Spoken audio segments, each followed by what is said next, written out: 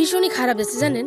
আমার মতো আরও অনেকেরই হয়তো এরমটাই, কারণ এই সিজনে এই অসুখগুলো প্রায় ঘরে ঘরেই কম বেশি হয়ে পড়েছে। আর তার মধ্যেই জড়িয়ে পড়েছি হচ্ছে আমরাও। কি অবস্থা আমার প্রিয় পরিবার, আশা করছি সকালে ভালো আছেন, সুস্থ আছেন। আমি উত্তর দিনাজপুর থেকে পায়েল নিয়ে হাজির হয়েছি সুন্দর একটি ছোট্ট নতুন ব্লগ। দেখুন, বর্ষাকাল মানেই তো এই রোদ, এই বৃষ্টি। আর সত্যি কথা বলতে এই ঝড় বৃষ্টির মধ্যেই পড়েছি হচ্ছে আমরা মুশকিলে।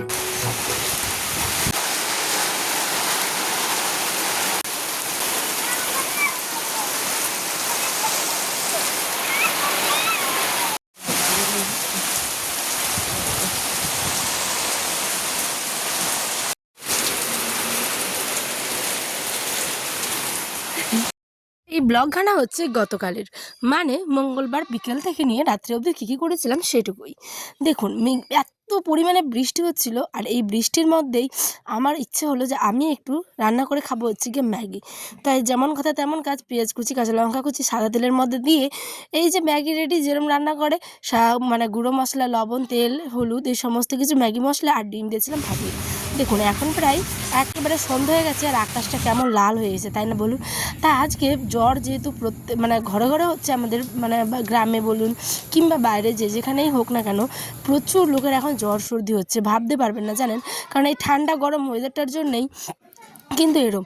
কারণ আমি আমার ভয়েস দিচ্ছি, আপনারাও হয়তো বুঝতে পারবেন আমি নাকটা বারবার করে টানছি, কারণ আমারও প্রচুর পরিমাণে সর্দি লেগেছে জানেন।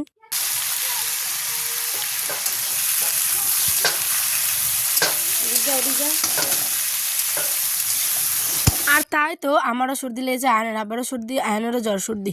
যার মধ্যে আয়নের আব্বার হঠাৎ করে এরম মানে বেশি একেবারে হয়ে গেছে, অতিরিক্ত জ্বর, তারপরে সর্দি, মাথা ব্যথা প্রচুর। তো সেই কারণে রাত্রে ভাবলাম যে না, রুটি করব, ভাত করব না, কারণ ভাতটা তো একটু মানে কি বলবো ফেনা জাতীয় না তো, শরৎ তো ভাত খেলে বেশি ক্ষতি হতে পারে, সেই কারণে রুটি আর আলু ভাজা বানালাম আজকে রাত্রে।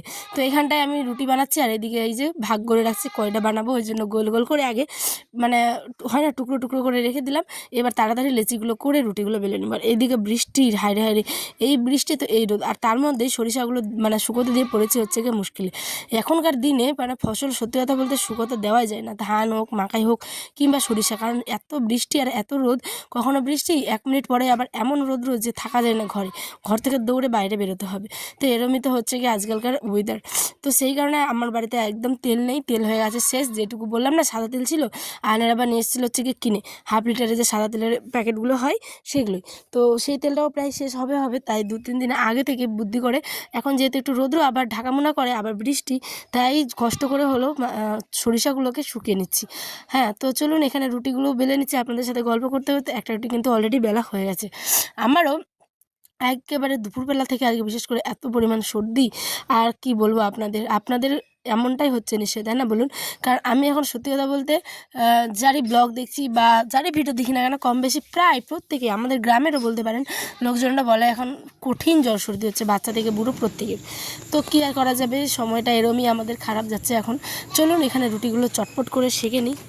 আর হ্যাঁ, এই রুটিগুলো কিন্তু হচ্ছে গরম জল দিয়ে বানানো, কারণ ঠান্ডা জল দিয়ে আয়নার আব্বা একদম খেতে পছন্দ করে না, যেহেতু অনেক শক্ত হয়ে যায় সেই কারণে। আর একদিন ওয়েদারটা দেখাচ্ছিলাম সকালবেলা, এটা হচ্ছে পরের দিন সকালবেলা, রাত্রে কি মানে রুটি আলু ভাজা করেছিলাম, লাস্টে আর শেষই হয়নি, এমন বৃষ্টি চলে এসেছিলো, খাওয়া দাওয়া আমাদের হয়ে গেছিলো, পরে মনে করি যা বন্ধুদের সাথে কই শেয়ার করলাম। তো যাই হোক, সকালবেলা দেখুন আকাশটা কেমন অন্ধকার, এত বৃষ্টি এসেছিলো যে কি বলবো। হায় রে হায়, বৃষ্টির কথা বলতে বলতে বৃষ্টি দিয়ে শুরু।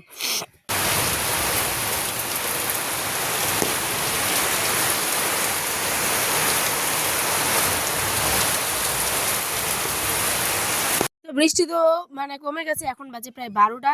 রান্নাবান্নাও সকালের কমপ্লিট, সেগুলো আর শেয়ার করিনি, বাসি কাজ টাজ সমস্ত কিছু আজকে হয়ে গেছে, ইচ্ছে করছিল না বলে আজকে আর শেয়ারও করিনি। তো যাই হোক, এখন এই যে বস্তা থেকে বের করছি হচ্ছে সরিষাগুলো, এখানে 10 কেজির মতো সরিষা আছে, ওগুলো মানে তেল করে আনতে বলতে হবে আয়নার আব্বাকে, যেহেতু তেল একদমই শেষ হয়ে গেছে বললামই আপনাদের আগে। তো এখানে আমি মেপে নিচ্ছিলাম, বাটি করে 1 বাটি করে করে উঠিয়ে ওখানে আমাদের একটা কাঁটা আছে, সেখানে মাপবো। তো দেখি যে প্রথমে 11 কেজি হয়ে গেছিলো, তো 1 কেজি মানে কমিয়ে দিয়েছি, 10 কেজি দিলে ভালো হয়, হিসাবেরও ভালো। তো যাই হোক, চলুন এখানটায় ওই যে সরিষাগুলো, এগুলো হচ্ছে আমাদের বাড়ির কিন্তু তরি, একদম সত্যি কথা বলতে নিজের জমির তরির তেল খাওয়ার এটা আলাদা রকম, যে কিছু তেল কেন যে কিছু খাওয়ারই এটা আলাদা রকম আনন্দটা দ্বিগুণ হয়ে যায়, তাই না? আর এর আগে যারা যারা আমার ব্লগ দেখেছেন বা আমার পরিবারের নতুন, তারা একটিবার হাতে সময় থাকলেও সেই আগের ব্লগগুলো দেখবেন, আশা করছি ভালো লাগবে। যেগুলো মাঠে তরি কীভাবে ওঠানো হয়, ভুট্টা কীভাবে ওঠানো হয়, মানে সমস্ত কিছু ধান টান এইগুলোর অনেক সুন্দর সুন্দর ব্লগ অলরেডি আপলোড করা আছে, হাতে একটিবার সময় থাকলে দেখে আসবেন। তো দেখুন এখানটায় তো আয়ান খেলাধুলো করছিল আমার সাথে সাথে, আর দাদু তার সাথে মানে কী জানি কী একটা কথা বলছিল। আমি এখানটায় একটা নিয়ে এসেছি হচ্ছে প্লাস্টিক। এই প্লাস্টিকটা খুবই বড়, মানে খুব বড় না, একটা মিডিয়াম সাইজের।